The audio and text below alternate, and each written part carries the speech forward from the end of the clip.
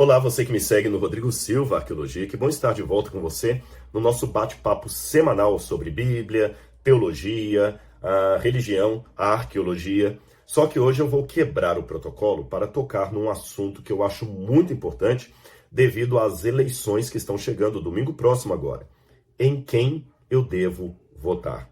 Eu vou falar desse assunto aqui, ou pelo menos eu vou dar para vocês o meu parecer, quais são os elementos, os princípios que estarão norteando a minha decisão no próximo domingo. Com base em que eu vou apertar as teclas ali para escolher o presidente, o deputado da minha escolha, o governador do estado onde eu moro, esse tipo de coisa assim, tá bem? Vai ser esse o assunto que eu vou tratar com vocês hoje. Então fique ligadinho aí.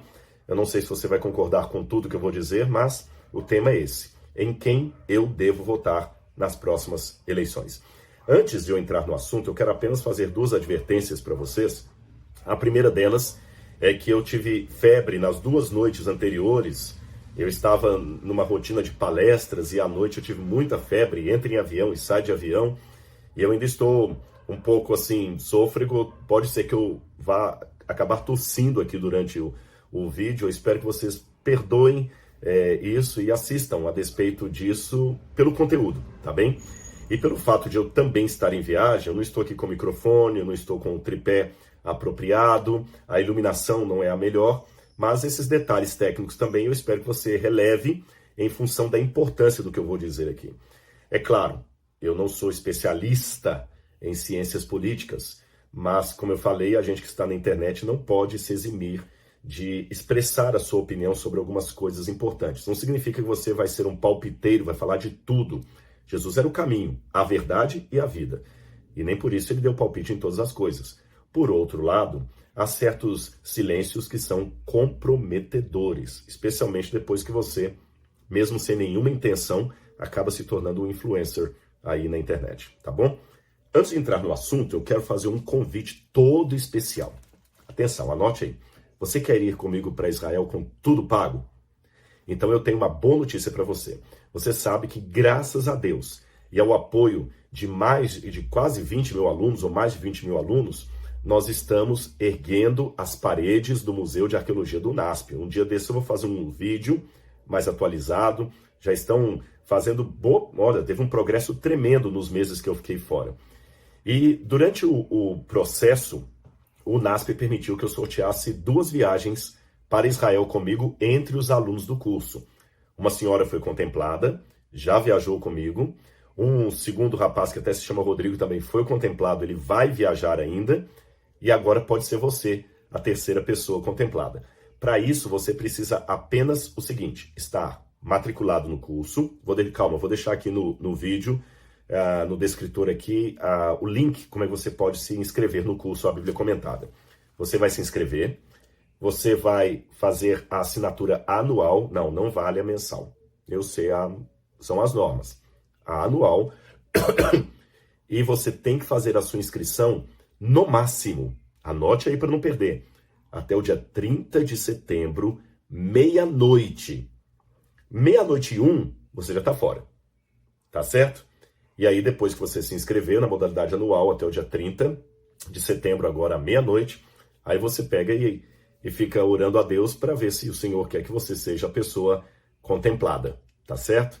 A pessoa contemplada. Agora, é claro que muitas pessoas já fizeram a matrícula lá atrás, não se preocupe, você também está concorrendo, desde que esteja na modalidade anual e desde que você esteja atualizado com a sua assinatura, ou seja, que você não tenha cancelado a assinatura, que quando a assinatura venceu a anuidade, você renovou, aí você está dentro. Aí é só preparar o passaporte, mala e dinheiro para comprar as bebidas, os refrigerantes, as águas que você vai tomar no caminho e as lembrancinhas que você tem que trazer para a família, não é isso?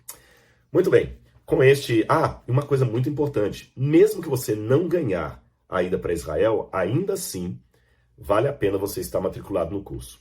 Em primeiro lugar, pelo conteúdo que eu estou passando ali. Eu não estou falando isso para me exibir, não, pelos seguintes motivos. Em primeiro lugar, não sou só eu que estou participando ali. Eu trouxe outros especialistas em Bíblia que estão cada um falando da sua especialidade. Então você tem um time de professores. É lógico que a maior parte dos comentários são meus, porque o curso leva o meu nome. Quase 80% são meus comentários.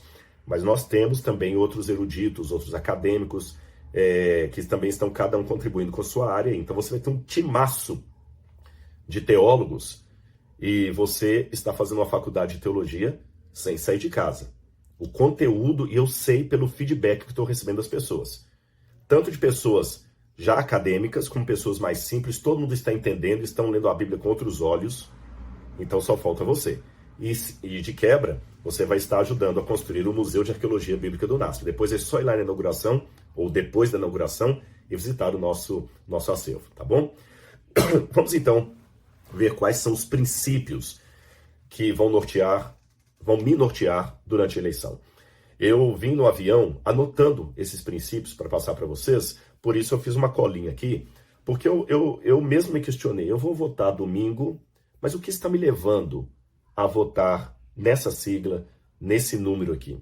Que princípios estão norteando o meu comportamento?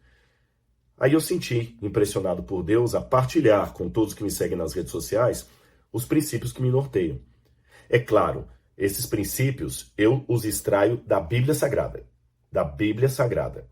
Então, se você que me segue aqui é agnóstico, ateu, ou professa uma religião de matriz não cristã, você não precisa nem se preocupar com esses princípios aqui, porque você não tem a sua vida norteada pela Bíblia.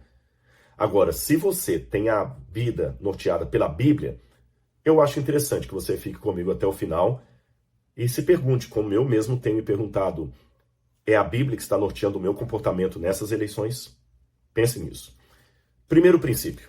Anota aí se você quiser. Eu anotei alguns. Primeiro princípio. Votar é um privilégio.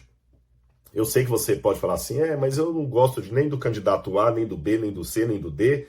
Eu vou votar em branco, vou votar nulo, não vou comparecer. É um direito que lhe cabe. É um direito que lhe cabe. Mas eu respeitosamente discordo. Eu acho que você deve exercer esse privilégio de votar no domingo. O seu voto pode estar ajudando a decidir uma eleição. Você pode falar, não, é o meu. Numa multidão de votos e milhões de votos, não é o meu que vai fazer diferença. Se todos pensarem assim, os que pensam que não vai fazer diferença é que vai fazer diferença de repente para eleger quem você não quer definitivamente. Porque mesmo que você não goste de nenhum deles, tem aqueles que você gosta menos. E então, respeito o seu direito, mas eu acho que votar é um privilégio. Eu não sou iludido com relação à democracia. Eu sei que a democracia, ela não é o melhor dos mundos. Não é, não é. Pelo contrário, em algumas situações a democracia parece, sabe o quê? Imagina uma escola de ensino médio com 1000 alunos tomando, através do voto público, a decisão sobre a escola. Vamos supor que todos os que labutam ali na escola, todos os que vivem ali na escola, sejam alunos, professores, a cantineira, a senhora da secretaria, a diretora, a coordenadora pedagógica, os professores, as professoras, a dona da faxina, todo mundo agora deva votar na escola para decidir o currículo da escola e como ele será aplicado. Eu tenho certeza que numa eleição nessa escola, decidida pela maioria dos votos, sendo que você deve ter ali uns 100 a 200 funcionários para 1000 alunos, uns 100 funcionários para 1000 alunos, sendo que esses 1000 alunos são adolescentes, é claro, lógico e evidente que o desejo daquele professor de física de reforçar as provas, dando 4 provas de física todo bimestre para que eles estejam preparados para o vestibular, não vai vingar. Eu tenho certeza que na decisão final é provável que pela decisão da maioria, voto a voto, o recreio vai passar de 15 minutos para 2 horas de intervalo. E educação física vai ter todos os dias ocupando 3 horas na parte da manhã. Também tenho certeza que o horário em sala de aula vai ser reduzido de uma manhã inteira para quem sabe dia sim, dia não. Ou quem sabe apenas só vão lá para a educação física e voltam para casa. É perigoso quando uma maioria decide sobre coisas importantes das quais essa maioria não sabe nem para onde que o tiro está dando. E isso é um preço caro da democracia. Sabe, quando eu fiz filosofia, eu estudei a matéria de filosofia política com o Dr. Porfírio. E ali eu vi como eu sou ignorante ainda com relação à filosofia. Quanta coisa eu preciso amadurecer, ler. E olha que eu já li muita coisa, muitos tratados filosóficos, a história da filosofia, já li muita coisa e quanta coisa eu ainda não entendo. Aí eu fico pensando, quando às vezes vai um candidato, uma vez, num determinado lugar, que eu não vou falar qual, eu fui convidado para dar uma palestra para vereadores e deputados estaduais. E qual foi a minha decepção depois da palestra, quando vários daqueles parlamentares pediram para mim o PowerPoint se eu podia dar um curso sobre filosofia, porque muitos daqueles disseram, eles confessaram que não sabiam a metade do que eu estava falando lá. Percebeu? Eu que me sinto ignorante no assunto, acabei dando uma aula para parlamentares que estão decidindo por mim sobre coisas que têm a ver com a minha vida. Até o Winston Churchill chegava a dizer que a democracia, nesse sentido, não é a melhor forma de governo. O Winston Churchill dizia que é a pior forma de governo. Mas o Churchill, com todo aquele jeito clássico dele de expor o seu pensamento, o Churchill falava assim, de fato, a democracia é o pior tipo de governo, exceto se comparada a outras formas de governo já experimentadas ao longo da história. É verdade, é verdade. Então, eu não vou dizer que a democracia é o paraíso idílico da governança, mas comparada às ditaduras, às linhas ditatoriais que houve durante a história, desde os primórdios, desde a criação da política até hoje, a democracia pode não ser o ideal, pode não ser o melhor, mas pelo menos é o menos ruim. Se ela é a forma menos ruim de governo, então eu vou me adequar a ela e vou exercer o meu papel de voto. Lembrando, é claro, como dizia alguém, que políticos e fraudas têm uma semelhança. Eles sempre precisam ser trocados, e geralmente pelo mesmo motivo. Eu sei que a frase parece um pouco desrespeitosa, mas até aqueles políticos que são honestos, que procuram com seriedade levar a cabo o seu mandato, eles mesmos admitem que, na prática, a política está muito desgastada na opinião popular. E que a população tem suas razões para desconfiar dos políticos. Os próprios políticos já nem se ofendem mais, porque eles sabem que realmente há tanta coisa errada, mas vamos exercer o nosso direito. Meu primeiro princípio é esse. Entender que o voto é um privilégio, uma responsabilidade, e vou procurar exercê-lo com responsabilidade. Me abster dele é complicado. Segundo princípio que eu estabeleço: orar pelo governo, independente de quem seja o governo. O que eu tenho visto nas redes sociais aí é muito crente brigando pelo candidato dele.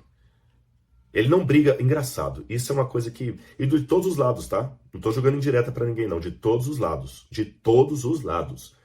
Eu vejo muitos crentes indo à internet brigando uns com os outros.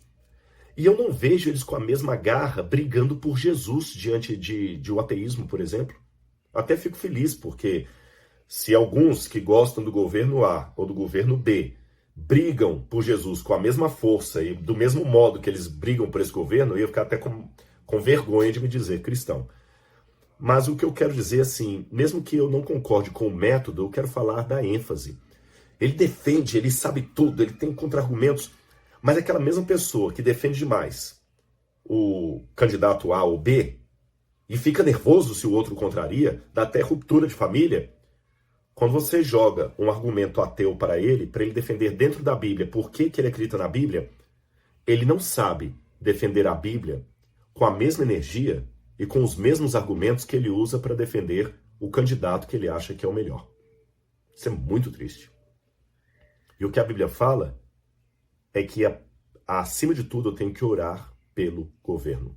Mesmo que quem esteja no poder ou quem entre no poder não seja aquele que o Rodrigo vai declarar ali no domingo, eu devo orar por ele.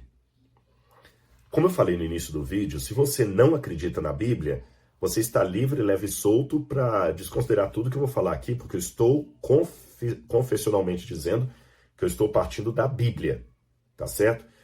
Mesmo que, um parênteses, eu seja partidário, já falei isso em vários podcasts, eu sou partidário da separação entre igreja e Estado. Todas as vezes que religião e Estado misturaram, não deu coisa boa. Eu sou partidário disso. Mas a separação entre igreja e Estado não significa, a meu ver e pela ótica bíblica, uma alienação igreja-estado. Separação igreja-estado não é alienação igreja-estado. Por exemplo, alguém falou dessa vez assim, sabe por que eu não quero cristãos lá no comando? É porque os cristãos ficam tomando decisão que vai favorecer os cristãos. Mas é lógico, meu amigo, se os cristãos são a maioria aqui, é a maioria que prevalece. Então mude para um país de ateus. Porque esse é um dos problemas ou dos preços da democracia. A maioria decide. E como eu falei, a democracia pode não ser a melhor tipo de governo, mas é o menos ruim. O dia que apresentarem um governo melhor do que a democracia, eu vou adotá-lo. A teocracia só funcionou nos tempos da Bíblia. Hoje nenhum país do mundo mais tem uma teocracia, ou seja, Deus no comando. Então, já que não tem uma teocracia, o melhor é a democracia. Se eu estiver num país de maioria muçulmana, como eu vim agora lá no Líbano, ou mesmo na Arábia Saudita ou no Irã, eu não posso reclamar porque o governo considera sexta-feira um dia sagrado e não considera o dia 25 de dezembro um feriado nacional.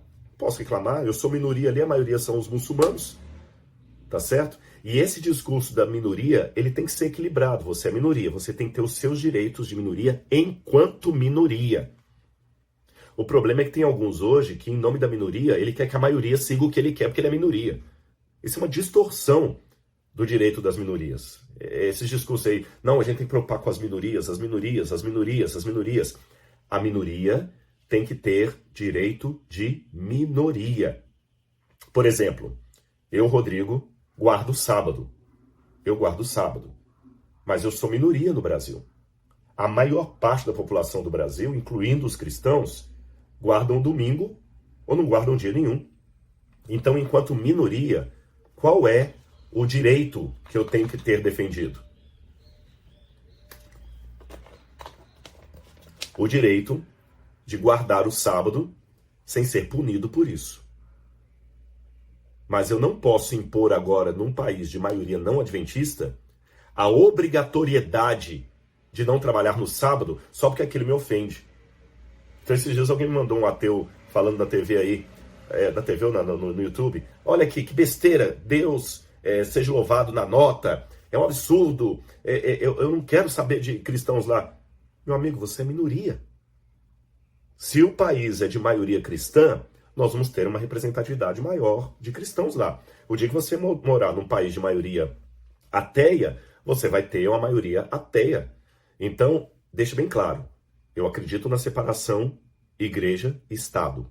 Porque quando misturaram não deu boa coisa. Mas eu não acredito na alienação igreja e Estado. E também devo lembrar que, dentro de uma sociedade, um dos preços que se paga pela democracia é saber que eu, enquanto minoria, jamais vou ter o meu contexto, o meu ideal de contexto, imposto sobre os demais. Esse é o ponto. Eu quero apenas ter a liberdade de ser minoria, desde que os meus direitos, os meus pensamentos de minoria não firam o bem comum. Isso também é importante. Vamos supor que existe uma minoria no Brasil, nem sei, estou chutando isso aqui, tá? Vamos supor que tenha uma minoria no Brasil que por princípios filosóficos são a favor da pedofilia. Não vamos nunca sancionar um negócio desse, isso é estupidez.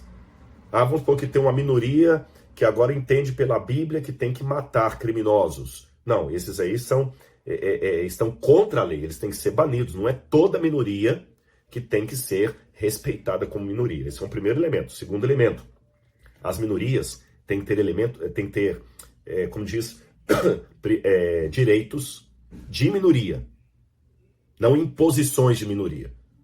Tá certo? Não é porque eu agora sou um membro de nudistas na praia e somos minoria, você tem que respeitar a minoria, agora eu vou andar peladão na praia aí, com um monte de gente pelada aí, e você é obrigado a aceitar isso porque a minoria dos peladões decidiu que sejam respeitados os direitos dele de peladões. Não é por aí não.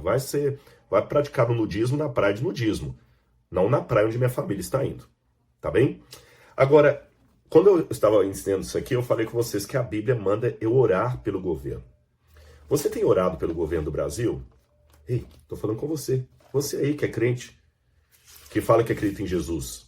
Você tem orado pelo governo? Esse governo não merece que eu ore por ele. É o que eu quase estou ouvindo alguns dizerem. Então, o que eu faço com essa passagem bíblica aqui que eu vou ler para vocês? 1 Timóteo, capítulo 2, versículos 1 e 2. Olha o que Paulo aconselhou a Timóteo. 1 Timóteo, capítulo 2, versículos 1 e 2. Vou abrir aqui na minha Bíblia. 1 Timóteo 2, 1 e 2. Aqui está assim. Antes de tudo, peço que se façam súplicas, orações, intercessões e ações de graça em favor de todas as pessoas.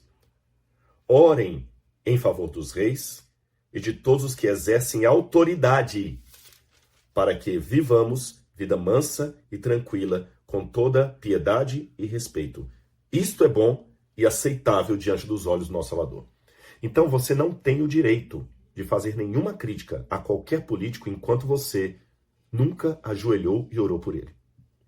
Eu, particularmente, não estou nem um pouquinho satisfeito com os mandos e desmandos, perdão do erro de português. Eu estou muito insatisfeito com os mandos e desmandos de alguns ministros do Supremo.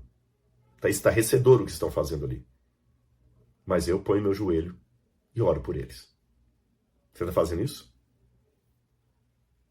Como eu falei, se você for ateu, você pode achar isso tudo bobagem, mas se você for um cristão, você tem que me explicar com quem que eu fico. Com a Bíblia que você diz acreditar ou com o seu pensamento que está incoerente com o que o texto bíblico está mandando. Quer ver outra passagem? Anote essa aí. Jeremias, capítulo 29, versículo 7. O povo estava indo para a Babilônia. E se tem uma coisa pior do que um governo corrupto, sabe o que é?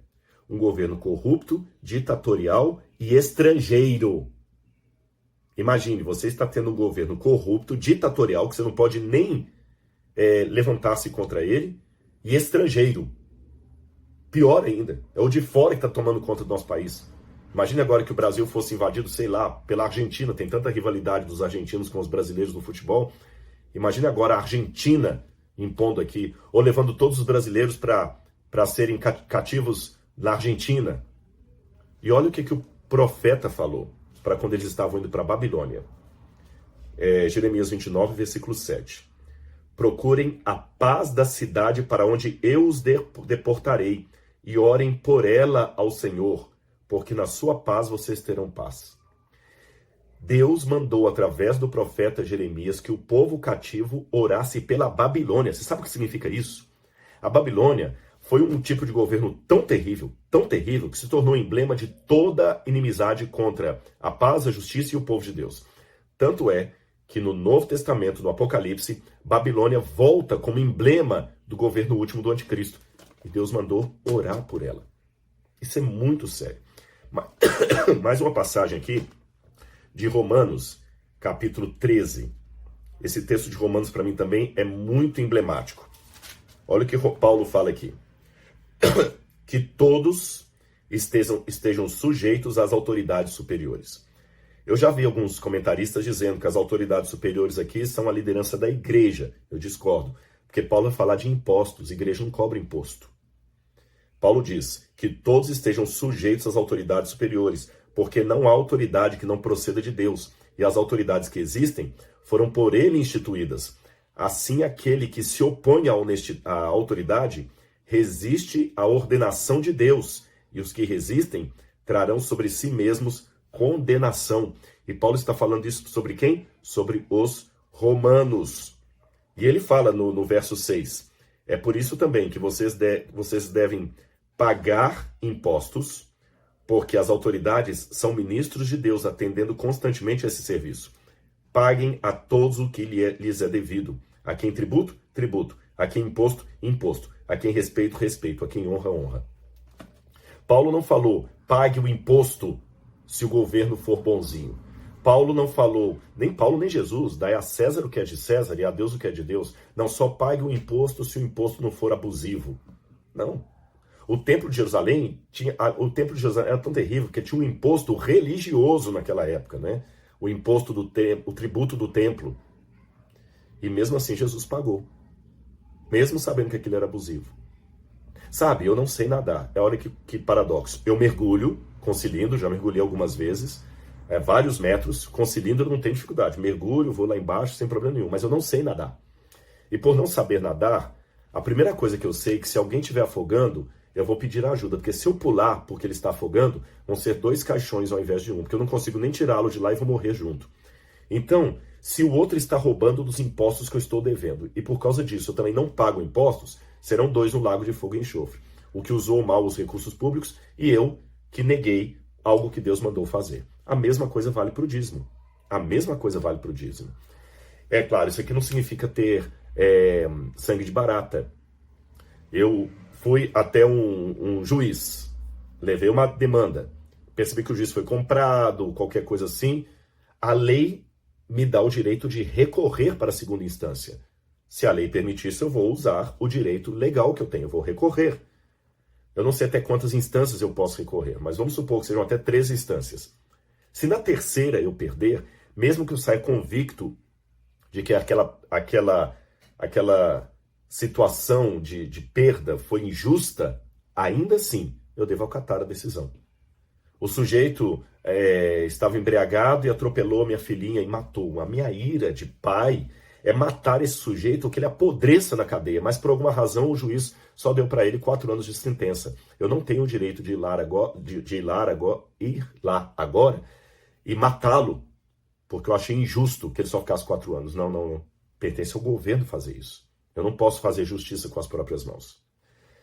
Você pode não gostar, não é fácil, mas está na Bíblia, não é isso? Que é um outro texto aqui muito sério. Para ler esse texto, eu até vou fazer uma pergunta. Será que é verdade que o povo às vezes tem o rei, o governo que eles merecem? Olha o que diz aqui o livro de Oséias. Só um minutinho aqui. Oséias está aqui. Oséias, vamos ter aqui capítulo 8, versículo 4. Olha o que Deus falou. Eles estabeleceram reis, mas não da minha parte. Constituíram príncipes, mas eu não soube. Com a sua prata e com o seu ouro fizeram ídolos para si, para a sua própria destruição. Isso aqui é um aparente paradoxo da Bíblia, porque a Bíblia fala que Deus estabelece reis e remove reis. Então, na verdade, todos os governantes estão aí porque Deus permitiu. Mas a Bíblia fala também que o povo estabeleceu reis, não da parte de Deus. Aqui esse texto de Oséias está fazendo referência a quando Deus instituiu os juízes de Israel, como Samuel, por exemplo, e os outros juízes ali, e o povo ficou insistindo que queria um rei. Então Deus falou, vocês querem um rei? Tá bom, vamos poder ter um rei. E Deus fez com que subisse Saul ao trono. Não era uma eleição direta. As comparações têm que ser bem colocadas para não criar um anacronismo bíblico. Eles não votaram para Saul, mas eles queriam um rei. E Deus deu um rei segundo o que eles estavam pedindo. Então, muitas vezes hoje, Deus vai permitir um rei como o povo está pedindo. Então, você, cristão, cuidado. Porque, de repente, você vai votar em alguém e amanhã vai chorar amargamente porque você não pensou bem antes de fazer a sua escolha. Tá certo? E se o governo, repito, não for aquele que eu escolhi, vamos orar a Deus e vamos ser submissos. Eu só tenho um direito bíblico de desobedecer o governo, quando ele instituir uma lei que seja contrária a um princípio da Bíblia. Se o governo federal de Brasília agora sancionar uma medida que todos nós devemos nos ajoelhar diante da estátua do Cristo Redentor e beijar o chão em adoração ao Cristo Redentor, eu tenho o direito bíblico de falar não. Esse é o único tipo de rebeldia bíblica que eu posso ter. É a de Daniel, dos companheiros de Daniel, não de Daniel, dos companheiros de Daniel, que ficaram em pé e não se prostraram diante do decreto de Nabucodonosor. Fora isso, devo respeitar o governo, mesmo que ele seja Nero, que era o governo de Roma, quando Paulo falou para respeitarmos as autoridades constituídas. Outro princípio que eu estou colocando aqui para vocês também. Número 3. Conheça bem o seu candidato. E eu até preparei aqui uma enquete de perguntas que você pode fazer sobre o candidato. E quando eu falo conheça o candidato, não conheça a propaganda que falam dele, conheçam o candidato. Até pergunte o seguinte, quem são as pessoas que costumam apoiar esse candidato? Quem são os que estão contrários a ele? Porque às vezes, diga-me com quem tu andas e te direi quem és, pelo séquito que está em torno de mim, e os que estão contra mim, dá para você ter uma noção de quem eu sou, tá certo? Se você tem, supostamente falando, não estou pensando em ninguém aqui, um governo que os traficantes batem palma para ele e pedem na comunidade que o pessoal vote nesse governo, nesse político, por que os traficantes estão tão favoráveis a ele, né? Por quê? É uma coisa para se pensar. E por que ele está tomando tanta pancada, por exemplo, de tal setor? Isso é uma coisa para você poder imaginar. As questões que eu estou fazendo sobre os meus candidatos são as seguintes. Um detalhe, eu não voto por partido, eu voto por candidato, mas daqui a pouco eu vou falar mais sobre isso. Questões sobre liberdade. Lembrando que eu estou num país de maioria cristã, como eu falei, não é isso? E eu, como cristão, vou votar não para endossar meus mimos como minoria, mas para o bem comum de todos. Eu estou num país de maioria cristã. Então a pergunta esse governo facilita que os cristãos possam ter os seus trabalhos e a sua liberdade de expressar a sua religião sem serem cerceados por causa disso? É um governo que vai favorecer um cristão continuar cristão numa universidade pública, mesmo que ali seja um lugar laico? Ou ele vai ser proibido de dizer que é cristão para não ser censurado? É um governo que vai favorecer ou dificultar a caminhada cristã se ele for eleito? Que políticas ele pode implementar que virão facilitar ou dificultar a minha caminhada cristã? Outra pergunta é como esse governo lida com países e governos que estão perseguindo minorias cristãs? Como é que ele lida? Como é que ele tem relações diplomáticas ou ele se apresenta contrário? O que ele faz de maneira geral em países onde os meus irmãos estão sofrendo? Questões sobre família.